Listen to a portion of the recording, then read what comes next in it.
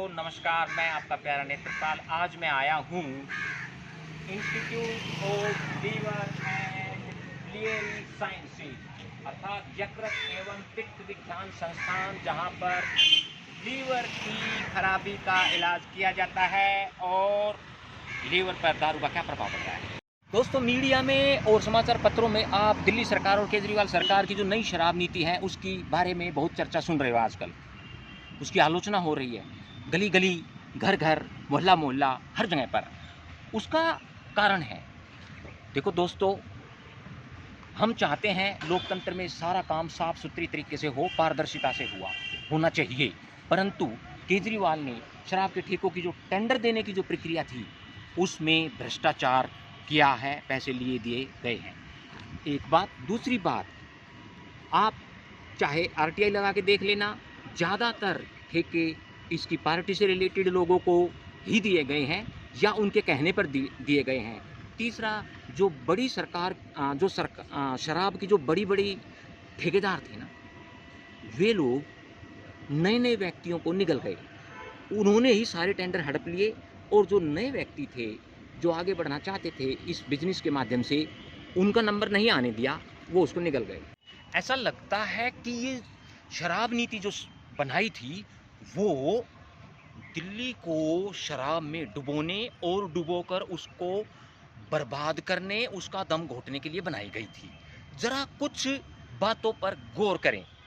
वो बातें हैं, नंबर 1, रिहायशी इलाकों में भी शराब के ठेके लाए गए।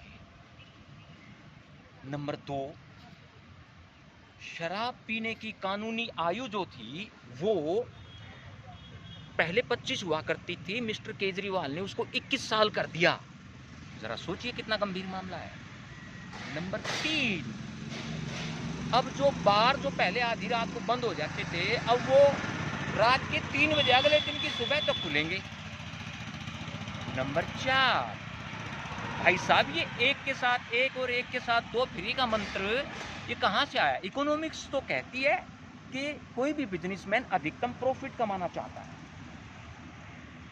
परंतु अब वो एक के साथ एक फ्री और दो फ्री और तीन फ्री, पेटी फ्री और रेट वही। इसका मतलब किसी न किसी इंडस्ट्री का वेस्ट मटेरियल या केमिकल मिलाकर दिया जा रहा है। इसके हानिकारक प्रभावों को मैं अभी दिखाऊंगा। ये लीवर हॉस्पिटल, इसमें मेरा आना जो हुआ है, यहाँ पर मुझे पता चला कि इसमें इस समय पर जो पिछले 1-2 महीने से जो पेशेंट आए हुए हैं वे ज़्यादातर दिल्ली में बिकने वाली नई शराब जो कि घटिया किस्म की है उसको पीकर उनके लीवर खराब हुए और वे लीवर खराब होने के बाद इस लीवर के हॉस्पिटल में अपना इलाज कराने ज़्यादातर लोग वही आए हुए हैं। इनका ये कहना है, केजरीवाल जी, वे आपके किसी मोहल्ला क्लिनिक में इलाज कराने नहीं गए जिनकी तुम बड़ाई कर रहे हो। तुमने उन्हें बीमार किया और उनका ऊपर से लाखों का खर्चा हो रहा है। मैं आज आपको एक इकोनॉमिक्स की नई टर्म से, नई बात से परिचित कराना चाहता हूँ। इसको हम इकोनॉमिक्स में सामाजिक लागत कहते हैं, इंग्लिश में सोशल कॉस्ट।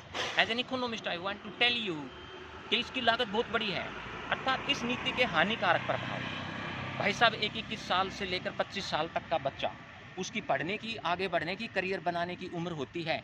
अब वो उसके लिए दारू पीना आसान बना दिया गया है दिल्ली में। भाई साहब, जहाँ गुड़ होगा मक्खी तो आएंगी ना।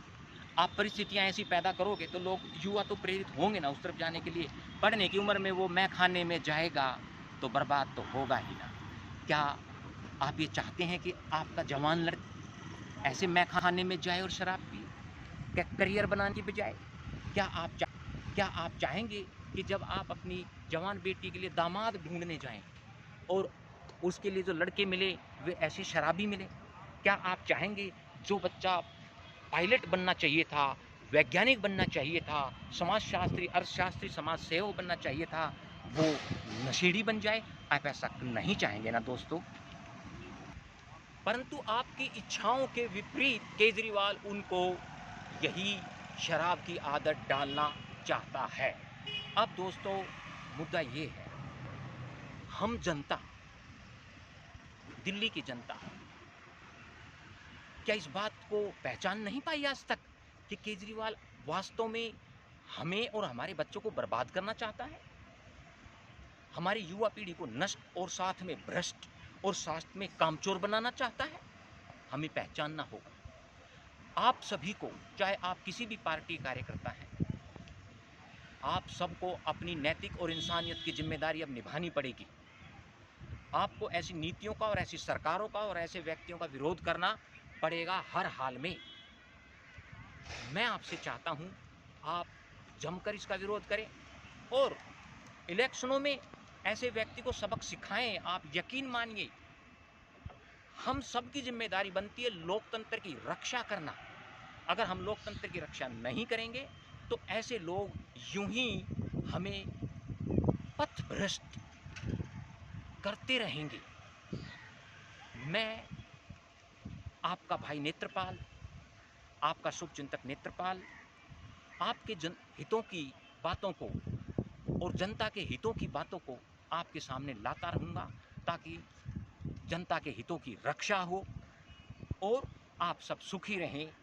अगर ये वीडियो और ये तर्क आपको सही लगे हों, उचित लगे हों, तो कृपया इनको लाइक करें और एक शेयर कर दें। तब अगली बार तक के लिए मेरा नमस्कार। जय हिंद।